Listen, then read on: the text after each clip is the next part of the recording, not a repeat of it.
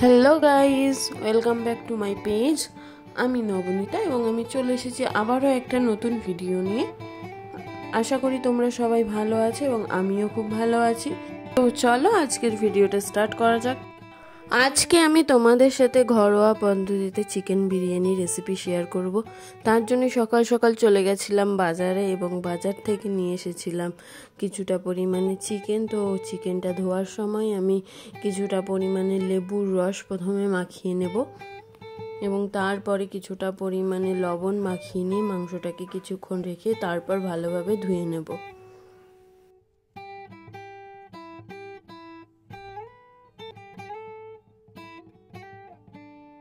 এখানে আমি মাংসটা ধুয়ে নিয়ে চলে এসেছি। এবার আমি কড়াইয়ে কিছুটা পরিমাণে সর্ষের তেল দিয়ে নিয়েছি এবং অন্যদিকের গ্যাসে আমি আমার ছেলের জন্য খাবারটা বসিয়ে দিয়েছি।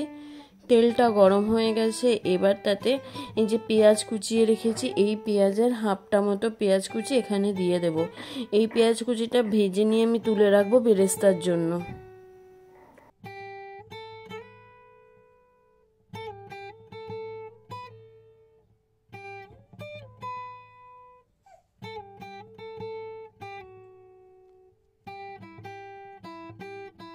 পেঁয়াজটা যখন একটু হাফ ভাজা হয়ে আসবে তার মধ্যে দিয়ে দেব একটু স্বাদ মতো লবণ। দিয়ে পেঁয়াজ ভাজাটা হয়ে গেলে পেঁয়াজ ভাজাটা তুলে নেব। পেঁয়াজ ভাজাটা তুলে নিয়েছি। এবার তেল শুদ্ধ তুলে নিয়েছিলাম পেঁয়াজ ভাজাটা, অল্প একটু তেলের মধ্যে ডিমগুলোকে একটু ভেজে নেব। জানি বিরিয়ানিতে ডিম সেদ্ধ দেয়, কিন্তু সেদ্ধ ডিমের থেকে আমার ডিম ভাজাটা একটু ভালো লাগে বলে আমরা একটু ডিমটা ভেজে নিই। তো এখানে আমার ডিমটা ভাজা হয়ে গেছে। এবার ওই তেলের মধ্যে আরেকটু কিছুটা পরিমাণে তেল দিয়ে তেলটাকে গরম হতে দেব। তেলটা গরম হয়ে গেলে এতে গোটা মশলা মানে জিরে, শুকনো লঙ্কা, তেজপাতা এবং গোটা গরম মশলা দিয়ে তাতে কেটে রাখা পেঁয়াজের বেশিরভাগ অংশটা দিয়ে দেব আর কিছুটা পেঁয়াজ রেখে দেব। সেই পেঁয়াজটা আমি বেটে দেব।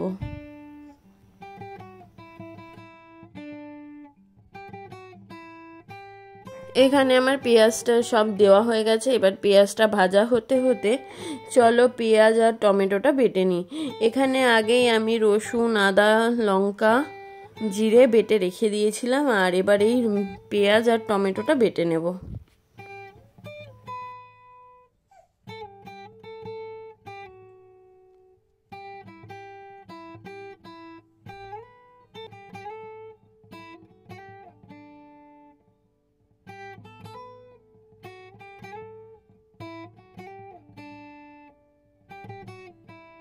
মশলাটা বাটতে বাটতে এদিকে আমার পেঁয়াজটাও অনেকটা ভাজা হয়ে এসেছে। এবার এতে আমি পরিমাণ মতো কিছুটা লবণ দিয়ে নেব। লবণ দিয়ে পেঁয়াজটাকে আর একটু ভাজার জন্য রেখে দেব।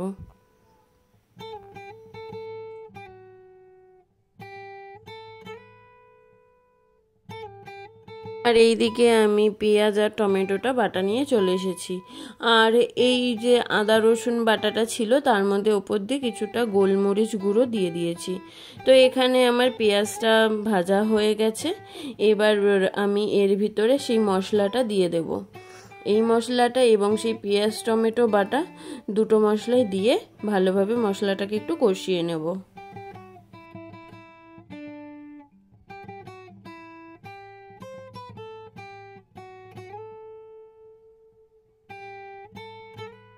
মশলাটা একটু কষে আসলে তাতে পরিমাণ মতো হলদে গুঁড়ো দিয়ে দেব।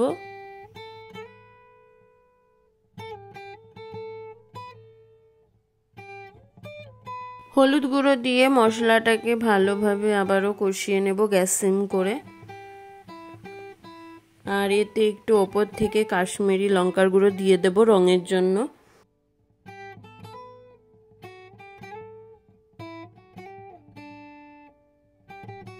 এদিকে মশলা কষাতে কষাতে ওইদিকে গ্যাসে বসিয়ে দিয়েছিলাম ভাতের জন্য জল।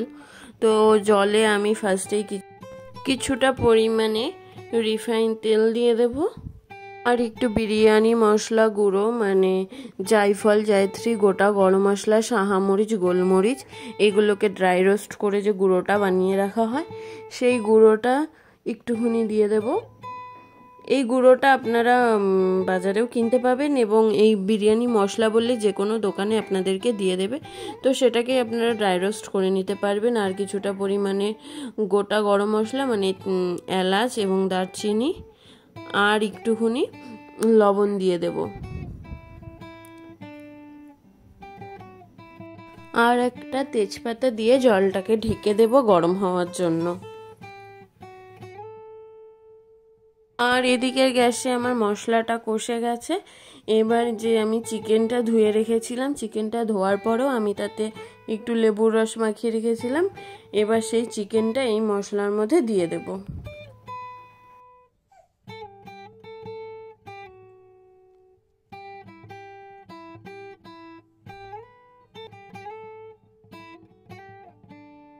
সম্পূর্ণ মাংসটা দেওয়া হয়ে গেলে মশলাটাকে মাংসের সাথে ভালোভাবে মিশিয়ে নিয়ে কিছুক্ষণ হালকা আঁচে নেড়ে নেব। এই সময় আমি কোনো জল ব্যবহার করিনি, পুরো মশলাতে এটাকে ভাজা ভাজা করতে দিয়েছিলাম। আর অন্যদিকে আমি আলুটাকে একটু সেদ্ধ করে রেখে দিয়েছিলাম। এখানে আমি অনেকগুলোই আলু নিয়েছি, কারণ বিরিয়ানিতে আলুটা সবাই পছন্দ করে। এদিকে আমার মশলাটা কষানো হয়ে গেছে। এবার এটাকে একটু আমি ঢেকে দেব কিছুক্ষণের জন্য। আর অন্যদিকে আমি একটা মিশ্রণ বানিয়ে নেব। তো এই মিশ্রণটা বানানোর জন্য আমার প্রথমে কিছুটা পরিমাণে লাগবে দুধ, বাকি দুধটাও লাগবে। এবার এই দুধের ভিতর সেই বিরিয়ানি মশলা যেটাকে ড্রাই রোস্ট করে ভেজে গুঁড়ো করে রেখেছিলাম, সেই মশলাটা এবার দিয়ে দেব।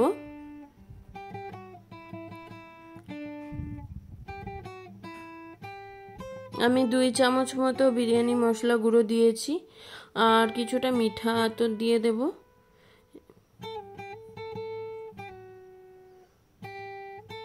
তিন চার ফোঁটা মিঠা আতর দিলেই হয়ে যাবে। আর এতে দিয়ে দিয়েছিলাম কিছুটা পরিমাণে ঘি আর কিছুটা পরিমাণে গোলাপ জল। সবকটা উপকরণ দিয়ে এটাকে ভালোভাবে নেড়ে চেড়ে কিছুক্ষণ রেখে দেব।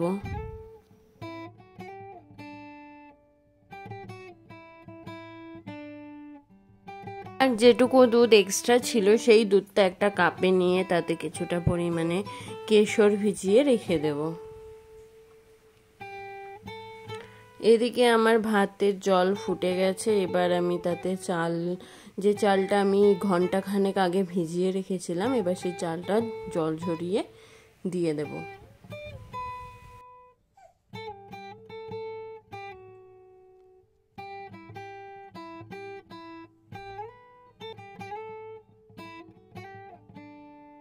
চালটা দিয়ে একটা হাতা দিয়ে নেড়ে ঢাকনা দিয়ে এদিকে মাংসের দিকে চলে আসব।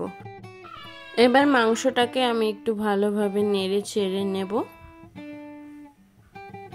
নিয়ে কিছুটা পরিমাণে এতে গরম জল দিয়ে দেব।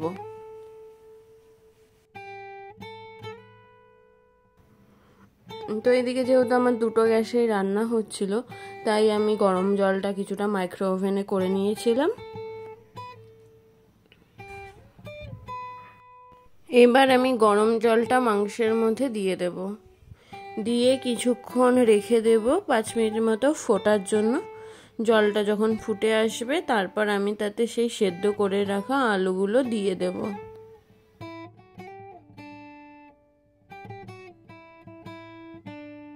আর অন্যদিকের গ্যাসে আমার চালটাও ফুটে গেছে, মানে ভাতটাও হয়ে গেছে। এই ভাতটা একটু সলাই নামাতে হয়, তার জন্য আমি এবার গ্যাসটাকে বন্ধ করে ভাতটা ফুট দিয়ে দেব।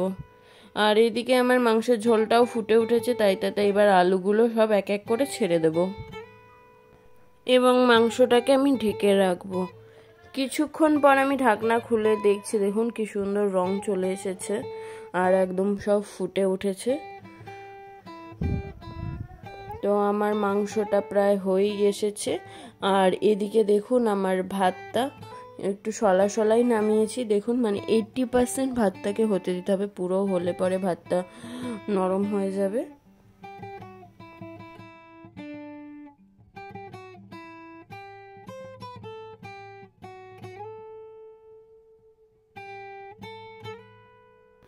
এবার আমি ভাতে কিছুটা পরিমাণে ঘি দিয়ে পুরো ভাতটাকে মিশিয়ে নেব।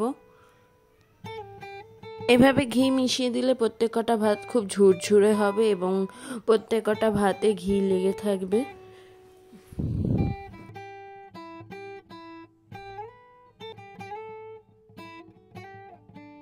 এদিকে যে আমি মাংসটাকে ঢেকে রেখেছিলাম কিছুক্ষণের জন্য, এবার আমি ঢাকনাটাকে তুলে দেখব যে মাংসটা কি সুন্দর হয়ে এসেছে এবং রঙও খুব সুন্দর এসেছে। এবার মাংসটাকে কিছুক্ষণ গ্যাস বড় করে জ্বালিয়ে নেব। জ্বালিয়ে নেওয়া হয়ে গেলে এবার আমি গ্যাসটাকে বন্ধ করে দিয়ে তাতে উপর থেকে কিছুটা পরিমাণে গরম মশলা গুঁড়ো দিয়ে দেব। এখানে আমার মাংসটাও হয়ে গেল এবং বিরিয়ানির জন্য যে রাইসটা সেটাও হয়ে গেছে। এবার আমার দমে দেওয়ার জন্য মেশানোর পালা। তো চলো এবার এখানে প্রথমে একটা সসপ্যান নিয়েছি, এতে কিছুটা পরিমাণে ঘি দিয়ে নেব। ঘি দিয়ে সেটাকে আমি ভালোভাবে পুরো সসপ্যানে মাখিয়ে নেব যাতে বিরিয়ানিটা তলা লেগে না যায়।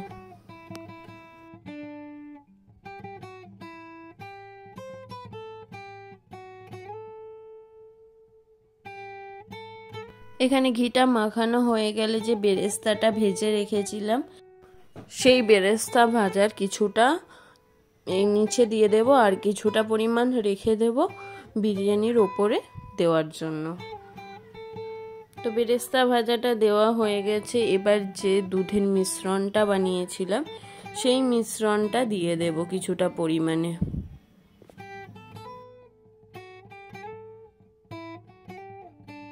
এবার একটা প্লেট দিয়ে কিছুটা পরিমাণের রাইস তুলে এর ওপরে দিয়ে দেব। এখানে আমি হাতা নিইনি কারণ হাতা দিয়ে ভাতগুলো ভেঙে যাওয়ার খুব চান্স থাকে, ওর জন্য আমি হাতা নিইনি। আর প্লেটে দিলে ভাতগুলো একদম সলা সলা থাকে, একটু ভাঙে না। তো এখানে কিছুটা পরিমাণে আমি রাইস দিয়ে দেব। রাইস দেওয়া হয়ে গেলে এতে আমি যে মাংসটা রান্না করে রেখেছি সেখান থেকে আলু এবং কয়েক পিস চিকেন দিয়ে দেব।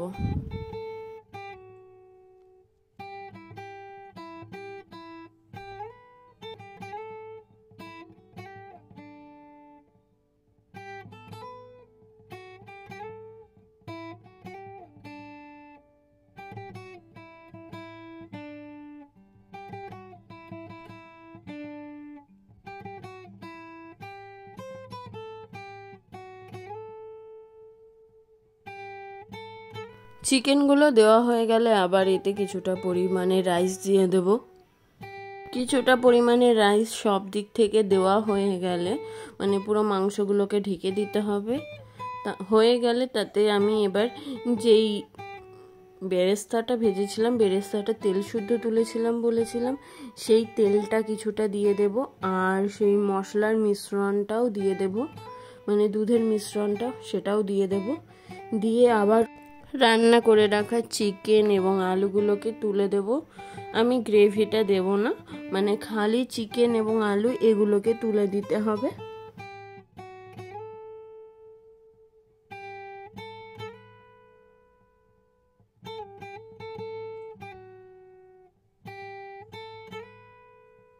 চিকেন আর আলু দেওয়া হয়ে গেলে আবার উপর থেকে ভাত মানে রাইস দিয়ে দেব। রাইসটা দিয়ে আমি সব দিকে সুন্দরভাবে একদম চেপে চেপে দিয়ে দেব। আর রাইসটা সম্পূর্ণ দেওয়া হয়ে গেলে ওপর থেকে সেই যে দুধের মিশ্রণটা রয়েছে বাকি মিশ্রণটা দিয়ে দেব আর বাকি বেরেস্তা ভাজাটাও দিয়ে দেব। আমার ভিডিওগুলো যদি তোমাদের ভালো লেগে থাকে অবশ্যই আমার ভিডিওগুলোতে লাইক কমেন্ট শেয়ার করে দিও এবং যারা যারা এখনো অবধি আমার এই চ্যানেলটাকে সাবস্ক্রাইব করনি তারা প্লিজ সাবস্ক্রাইব করে দিও। বেরেস্তা ভাজা দেওয়ার পরে যে কেশর দুধটা আছে সেই কেশর দুধটা ওপর থেকে দিয়ে আমি ঢাকনা চাপা দিয়ে একটা নোড়া দিয়ে দেব।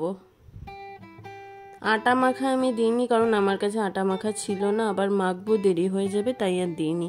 এবার গ্যাসে একটা চাটু বসিয়ে নেব, তার উপরে এই বিরিয়ানির এই হাঁড়িটা দিয়ে দেব। দিয়ে আমি 10-15 মিনিটের জন্য এটাকে সিমে রেখে চলে যাব।